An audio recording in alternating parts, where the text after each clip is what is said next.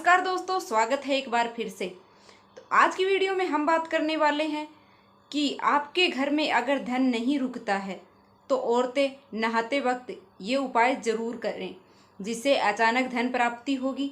और साथ ही आज की वीडियो में यह भी बात करने वाले हैं कि जो औरतें निर्वस्त्र होकर नहाती हैं तो उनके बारे में शास्त्रों में क्या बताया गया है। अगर आप भगवान में सच्ची श्रद्धा रखते हैं तो इस वीडियो को लाइक करके और चैनल को सब्सक्राइब कर लेना और कमेंट में हर हर महादेव जय माता दी जरूर लिख देना। तो हे माता रानी, जो इस वीडियो को लाइक करके चैनल को सब्सक्राइब करके कमेंट में जय माता दी लिख देता है, उसके जीवन में कभी भी कोई दुख ना आए, सुख समृद्धि हमेशा बनी रहे। तो आप वीडियो में अंत तक बने रहना, क्योंकि आधा अधूरा ज्ञान है वो बिल्कुल भी सही नहीं होता है। तो चलिए वीडियो की शुरुआत करते हैं। माता पार्वती ने शिवजी से कहा कि भक्त हर हर गंगे कहकर गंगा स्नान करते हैं, लेकिन इनकी परेशानियां दूर क्यों नहीं होती हैं। प्रचलित कथा के अनुसार प्राचीन समय में एक बार शिवजी और माता पार्वती पृथ्वी पर भ्रमण कर रहे थे।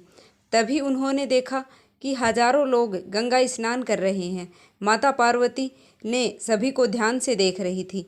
भक्त हर हर गंगे का जाप करते हुए गंगा में डुबकी मार रहे थे। माता पार्वती ने शिवजी से पूछा कि सभी श्रद्धालु गंगा स्नान कर रहे हैं, लेकिन इस स्नान के बाद भी इनके पाप नष्ट नहीं होते हैं, इनके जीवन के दुख दूर नहीं होते हैं। क्या गंगा में अब वह सामर्थ्य नहीं है जिससे भक्तों के पाप नष्ट हो सके, इनके दुख दूर हो सके। शिवजी ने कहा कि देवी गंगा में अब भी वही सामर्थ्य है, लेकिन इन लोगों में गंगा स्नान नहीं किया है, तो लाभ कैसे मिल सकता है। देवी ने कहा कि हमारे सामने सभी ने तो गंगा स्नान किया है, अभी तो इनके शरीर भी गीले ही हैं, वो भी नहीं सूखे हैं। शिवजी बोले कि इन सभी लोगों ने गंगा में नहीं, सिर्फ जल में डुबकी लगाई है। इसका रहस्य मैं तुम्हें समझा दूंगा। अगले दिन बहुत तेज बारिश हुई। गंगा नदी की ओर जाने वाले मार्ग में एक बड़ा सा गड्ढा बन गया, जिसे गंदा पानी भर गया था। वहाँ शिवजी एक वृद्ध के रूप में और माता पार्वती एक सामान्य स्त्री के रूप में प्रकट हुई। शिवजी ने माता पार्वती को समझाया कि मैं इस गड्ढे में गिर जाऊंगा, कुछ देर में यहाँ से गंगा स्नान करके हजारों लोग निकलेंगे। तुम उनसे मुझे निकालने के लिए मदद मांगना और उनसे कहना कि मुझे वही व्यक्ति हाथ लगाए जो निष्पाप हो। अगर किसी पापी ने मुझे हाथ लगाया तो वह भस्म हो जाएगा। इस तरह समझाकर शिवजी वृद्ध व्यक्ति के रूप में उस गड्ढे में गिर गए और बचाओ बचाओ चिल्लाने लगे। गड्ढे के पास ही बैठी स्त्री भी सभी लोगों से मदद मांगने लगी। उसके पति गिर गए हैं, उन्हें गड्ढे से निकालने में मदद करें। काफ़ी लोग वहां इकट्ठा हो गए। जब लोग वृद्ध को गड्ढे से निकालने के लिए आगे बढ़ रहे थे, तब माता पार्वती ने कहा कि इन्हें वही व्यक्ति हाथ लगाए जो निष्पाप हो, जीवन में कभी कोई पाप नहीं किया हो, वरना वह इनके हाथ लगाते ही भस्म हो जाएगा। ये सुनते ही सभी लोग पीछे हट गए। सभी ने सोचा कि ऐसा न हो कि इसकी मदद के चक्कर में कहीं हम ही मुसीबत में ना फंस जाएं। तो ऐसा सोचकर सभी लोग पीछे हट गए, वहाँ से निकल गए। गंगा स्नान करके लोग आ रहे थे, लेकिन कोई भी वृद्ध की मदद करने के लिए आगे नहीं बढ़ रहा था। ऐसे ही शाम हो गई। तभी शिवजी ने पार्वती से कहा कि देखो, यहाँ ऐसा कोई नहीं आया जिसने आस्था और विश्वास के साथ गंगा स्नान किया हो। तभी वहाँ एक जवान युवक आया। वह हर हर गंगे का जाप करता जा रहा था। उसे वृद्ध को गड्ढे में फंसा देखकर वह भी मदद करने के लिए आगे बढ़ा। तब उस स्त्री ने कहा कि उन्हें वही व्यक्ति बाहर निकाल सकता है जो निष्पाप हो। क्या तुम पूरी तरह निष्पाप हो? उस युवक ने कहा कि आपको मेरे निष्पाप होने पर संदेह क्यों है? मैं अभी अभी गंगा स्नान करके आया हूँ। गंगा में नहाने के बाद भी पाप रहते हैं क्या? आस्था के साथ गंगा स्नान से मैं पूरी तरह पवित्र हो गया हूँ, मेरे सभी पाप धुल गए हैं, ऐसा मेरा विश्वास है। इतना बोलकर युवक ने वृद्ध को गड्ढे से बाहर निकाल लिया। शिवजी और माता पार्वती ने उस युवक को प्रसन्न होकर उसे वास्तविक रूप में दर्शन दिए। माता पार्वती समझ गई कि हजारों लोगों में इस एक व्यक्ति ने ही आस्था और विश्वास के साथ गंगा में स्नान किया है। बाकी सब सिर्फ स्नान करते हैं, इसलिए उनके सभी पाप नहीं धुलते हैं और जीवन में हमेशा दुखी रहते हैं। तब शिव जी ने कहा कि इसका मतलब यह नहीं कि गंगा स्नान व्यर्थ जाता है। गंगा स्नान के बहुत सारे पुण्य मिलते हैं। तो चलिए जानते हैं गुरु जी से। गंगा स्नान का बहुत पुण्य भी है। इसके बाद शिव जी ने पार्वती जी से कहा, अब मैं आपको 12 बातें बताता हूँ। जो भी मनुष्य इन 12 बातों को नहाते समय ध्यान में रखता है वह कभी भी दुखी नहीं रहता है। उसके घर में माँ लक्ष्मी का वास हो जाता है। उसके घर में अपार धन आता है। घर में कभी भी लड़ाई झगड़ा नहीं होते हैं। उसका पूरा परिवार हंसी खुशी जीवन व्यतीत करता है। तब माता पार्वती ने कहा, हे भगवान, आप हमें वह 12 बातें बता दीजिए। इसके बाद भगवान शिव उन बातों को बताना शुरू कर देते हैं और माता पार्वती बहुत ध्यान से सुनने लगती है। दोस्तों, यह 12 बातें आप लोग भी बिल्कुल ध्यान से सुनना। इसके बाद भगवान शिव कहते हैं, प्रिय, यह 12 बातें बताने के बाद मैं आपको एक बात और बताऊंगा जो औरतों के लिए है। जो औरतें कपड़े खोलकर स्नान करती हैं उनके लिए यह बात बहुत ही महत्वपूर्ण है। तो पार्वती जी, इस बात को आप बहुत ही ध्यान से सुनना। तभी शिवजी अपनी वाणी को शुरू कर और बताने लगते हैं। दोस्तों, शिवजी कहते हैं, स्नान करने से शरीर निरोगी रहता है और मन प्रसन्न रहता है। नहाने से चेहरे की क्रांति और शारीरिक आकर्षण में भी बढ़ोतरी होती है। अगर इस नित्य कर्म के दौरान कुछ बातों का ध्यान रखा जाए तो आध्यात्मिक से भी ज्यादा लाभ पाया जा सकता है। नहाने के क्रम में जिन बातों का ख्याल जरूरी रखा जाना चाहिए, अब उन बातों के बारे में बताने जा रहा हूं। प्रिय, आप इन बातों को बिल्कुल ध्यान से सुनना। नंबर 1, स्नान करने के बाद लोग शुद्ध होकर पूजा पाठ आदि सारे काम करने के योग्य बनते हैं, इसलिए सुबह को ही स्नान कर लेना चाहिए।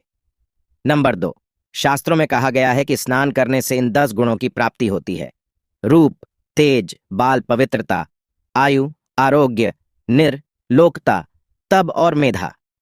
नंबर 3, लक्ष्मी, धन, पुष्टि व आरोग्य और स्वास्थ्य चाहने वालों को हर मौसम में और हर दिन स्नान करना चाहिए। नंबर 4, शास्त्रों में कहा गया है कि सुबह स्नान करने से पाप का नाश होता है और पुण्य मिलता है। ऐसा कहा गया है कि सुबह नहाने वालों के पास नकारात्मक शक्तियां नहीं भटकती, इसीलिए सुबह स्नान करना ही उचित है।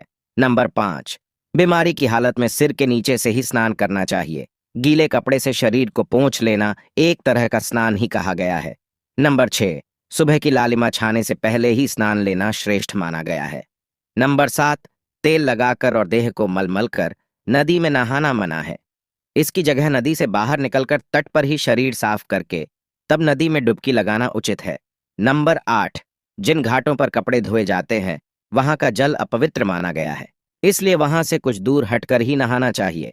नंबर 9, नदी में 11 या 21 डुबकियां लगाना अच्छा बताया गया है। नंबर 10, पवित्र नदियों में कपड़े निचोड़ने की मनाही है।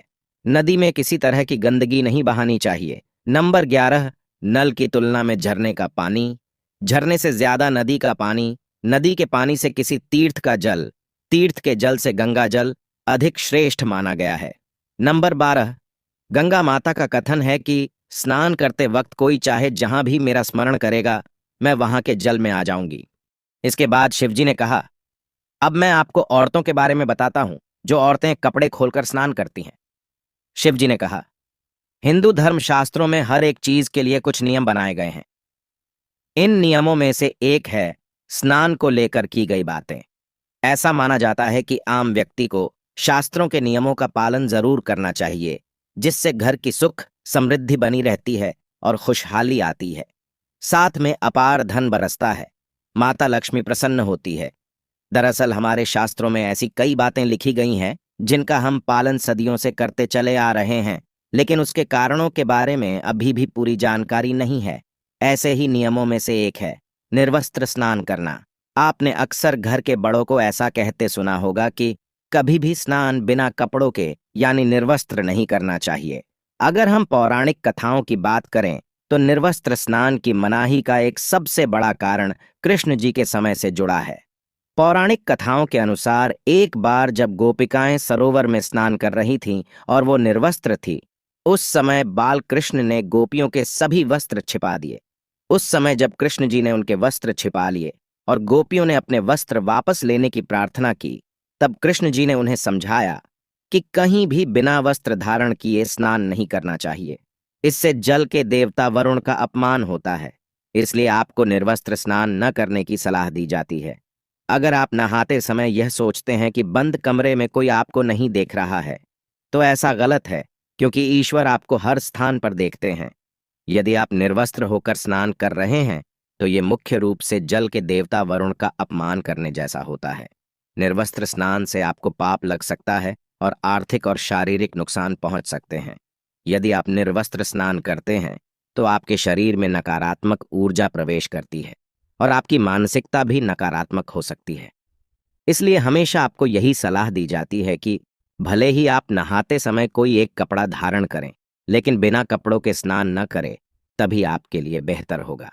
निर्वस्त्र स्नान से शरीर की सकारात्मक ऊर्जा शरीर से बाहर निकल सकती है और इसका प्रभाव आपके शरीर के साथ मन मस्तिष्क में भी होता है।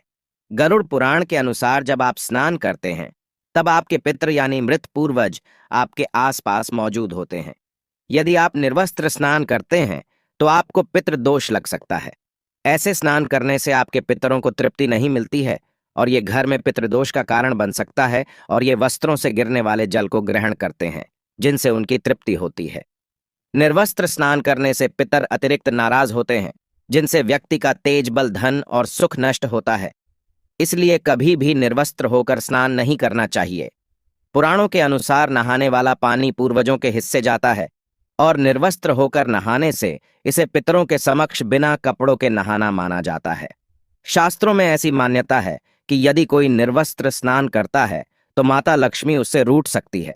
इससे आपकी कुंडली में धन हानि के योग्य बन सकते हैं और आपकी आर्थिक स्थिति खराब हो सकती है। इन्हीं कारणों से आपको निर्वस्त्र स्नान न करने की सलाह दी जाती है और शास्त्रों में भी इस बात की मनाही है। उम्मीद है कि आपको वीडियो पसंद आई होगी। अगर वीडियो पसंद आई है तो प्लीज़ वीडियो को लाइक करके चैनल को सब्सक्राइब कर लेना। तो मिलते हैं ऐसी ही इन्फॉर्मेशन वाली अच्छी सी वीडियो के साथ। तब तक के लिए